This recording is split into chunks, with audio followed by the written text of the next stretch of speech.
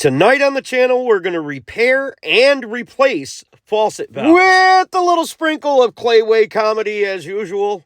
We're going to tear these apart, repair them, and of course, if you don't want to just repair it, we're going to replace it as well.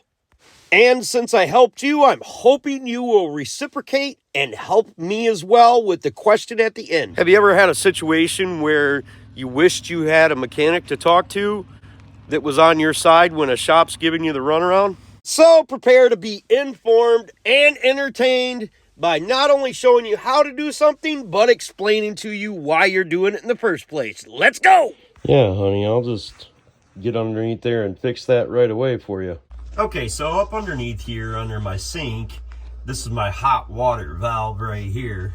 And if I have my faucet running, which I do, I turn it on, and it starts leaking out of the collar right here. I'm pretty sure this is soldered onto here, and I don't really know how to solder. I didn't look at any YouTube videos, but I'm just going to try to repair the valve versus replacing it. And lo and behold, 3 days later up at the studio, another valve actually broke, identical to this one. So we're going to replace that one, and I'm going to actually show you how to replace it versus repairing it, just in case you need to do that. So I have a new valve, and in this situation, I'm going to have to go downstairs and turn off the water to my whole house. But I don't really think it's going to be a problem. I bought a whole valve. I'm assuming there's a repair kit for this, but I'm going to take this screw out, and then behind there, there's a nut. I'm going to remove that, and then disassemble the new one that I got, and install it, and see if there's any leaks still. We've got the water turned off. All we have to do is take a screwdriver and remove this screw in the center. And the greatest thing about doing these things is, especially when you're doing work to your own house, you can do it all naked. You don't really have to necessarily have any clothes on. Just gotta be careful if the wood touches your genitalia hanging down. Now, you should be able to remove that, then remove the handle, and then we should be stuck with this that we should be able to remove. So here's our new one. We're just gonna remove this center pieces right here, and hopefully we can install them in our new one. Screw comes out the same way. Now we just need to take off this right here. I don't know if this is gonna work, but you won't see it if it doesn't, I would guess. We're just gonna do this with some channel locks, crescent wrench, correct wrench, whatever. Just pay particular attention to where the washers come off and make sure you stack them back on the same exact way. I actually forgot and had to go back and look at my own video. Now this one works by, when you loosen this up, this gasket opens up the ability for the water to travel behind it. And when you tighten it up, it doesn't allow that ability. So my suspicion is that over the years that these gaskets are probably worn out on mine, but let's see if I'm right. Well, unfortunately, I'm certain that I'm correct, but these are probably not the same. Maybe they are. They definitely don't look identical, but they do function identically. So I'm going to see if this part will go inside here. If not, I'm going to have to go find a valve that functions just like this. You can tell that this home is relatively old, because if it wasn't, we would have just put this on our pipe like this, put this over the top of that, and then when we screw that together, that crushes down, this will crush down and secure the pipe. So you could just replace this valve, but mine's soldered in here at the top, which is terrible nowadays. So as I'm thinking about this, all I'd really have to do is cut that pipe. Then I could put this on there, and I just have to replace this pipe up to the sink. I don't even have to solder or try to learn how to do it. So far successful. I just screwed that in there. Now I'm going to put the other parts on it and see what happens. We will tighten that down.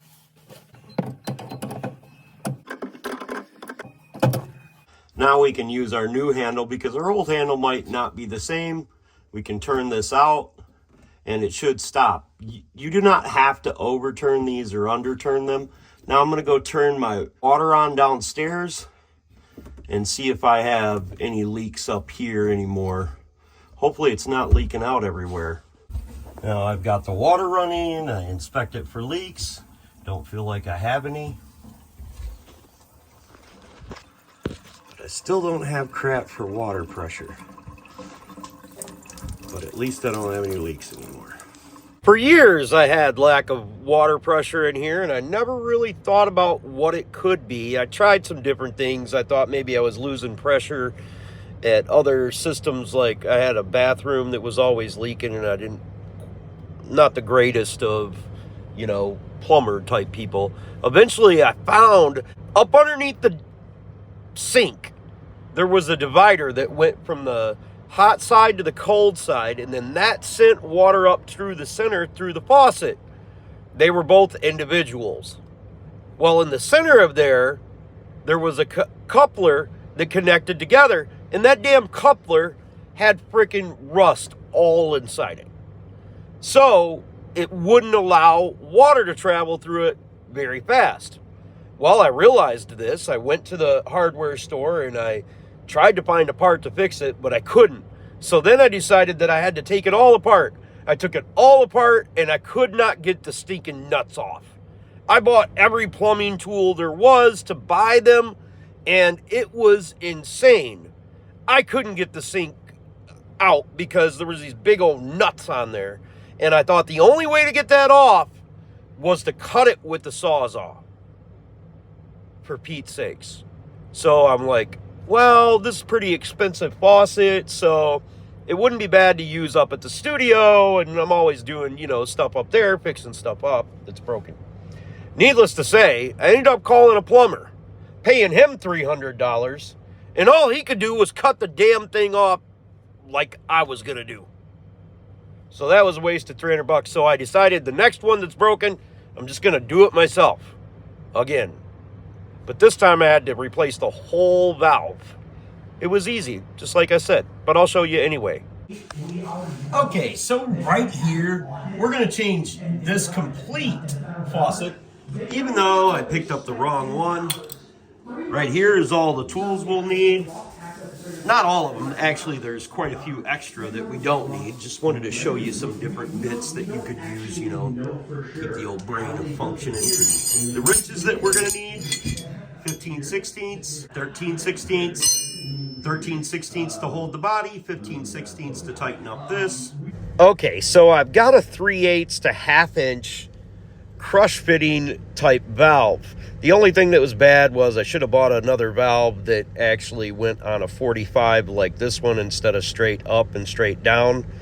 But I think we can still make it work. And if it doesn't, I'll get the appropriate line or the appropriate valve, but we'll give it a go. I figured I'd show you all these tools. You could use a Sawzall, you could use a cutoff wheel, you could use a pipe cutter, ratcheting pipe cutter. This is a 1/2 inch pipe like most pipes inside your home. The problem is there's not much flow of my water. Even if I turn the valve off down below, my water does not stop dripping. The only way I can get it to stop dripping is by the handle up there, but I have a flow problem with this valve here. So I'm thinking to myself, the valve itself is restricting water flow because that valve was literally turned off and I still had water coming out with my valve turned on in my faucet. This is not very good, so we're going to replace that for this reason. Okay, so I've got my faucet open to drain all the water out of there. I went to my mechanical room and I've turned off my water to the faucet. So now I should be able to cut this thing out of here and replace it. I would show you my mechanical room and show you how to shut this off, but all of them are going to be different because these are made by the plumbers. So follow your lines. Okay, I didn't know for certain what size line this was, but it ended up being 1/2 inch. So I tried a couple of different tools, and the tools that wouldn't fit were not the right ones. This is an El Cheapo quick cutoff for 1/2 inch lines I got at the Harbor Freight. I think they were like $10 or something, but they're pretty darn easy to use. You put it on, rolling it counterclockwise just a little bit till it slips in the middle, then you roll it clockwise to cut it off. I'd be willing to bet that this took less than 10 or 15 seconds to actually cut this off of here. Super simple. Now I'm just going to grab a crescent wrench and I'm going to remove the line off of the valve. Pretty simple stuff, nothing really to see here. Now I'm going to grab my new valve. I'm going to shove over my brass fitting with my nut. First putting on the nut, then putting the brass fitting on there. Then when I put the valve on there, I'm going to make sure I push my valve towards the pipe and push in my brass fitting before I start to tighten down the nut. I'm going to use my 13/16 to hold the body of the valve and then grab my 15/16 and I'm going to snug it up. We don't have to snug it up really, really tight. We just need to tighten it down about 45 degrees to 90 degrees, and it should snug up when it's finger tight and close off and not leak. Once we do that, we're going to go turn the water on, and hopefully stuff doesn't spray everywhere, because that's going to make a freaking mess. And I'm not naked this time, so I have a little barrier between me and the floor. Okay, I've got my water turned back on, and now I'm going to connect this line. I'm hoping that it's long enough to reach it. If it wasn't, I would probably just go get the right valve so I wouldn't have to worry about it. But I'm glad I don't have to make that hour-long drive to go back and get a new valve or the line. It does reach pretty well. I don't have any leaks, and I'm just going to snug this sucker up. But you want to be careful when you're tightening this up, because these valves are not as robust as the original ones. These are kind of made of chintzy pot metal and stuff, so don't over tighten this sucker. Now we're ready to see if I'm a plumber as well as an automotive technician. Yay! Look at us go. We're doing good. Yeah, that LED is really neat. I don't know how the hell that thing works. You thought working on cars was a challenge. Keeping up with all this crap at all these different buildings is a real challenge. So guess what I get to work on tomorrow? Yeah, this stupid fence fell down. We didn't have any large wind gusts, but for whatever reason, it's freaking on the ground. I've never done that before, but that never stopped me from anything else, because I believe if anyone else can do it, you can do it too.